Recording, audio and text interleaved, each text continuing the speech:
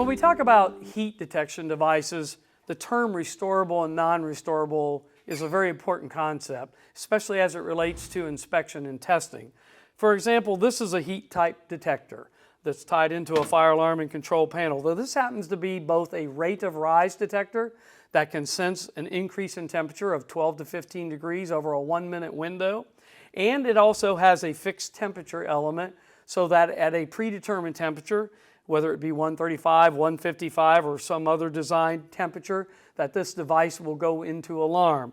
The difference is that this particular device is restorable if it operates in what we call the rate of rise mode. In other words, if we were to warm the environment 12 to 15 degrees and this detector were to sense that, as long as it was cooled down and not destroyed by fire, this device could be reused.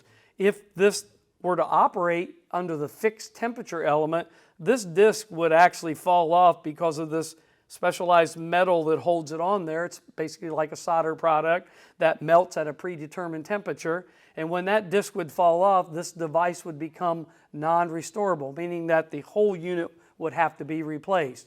Why that's important to an inspector? Because as you bring a device such as a heat detector tester into the environment to test them, you must know whether or not that device is going to be destroyed or whether it is going to be unaffected by the testing process.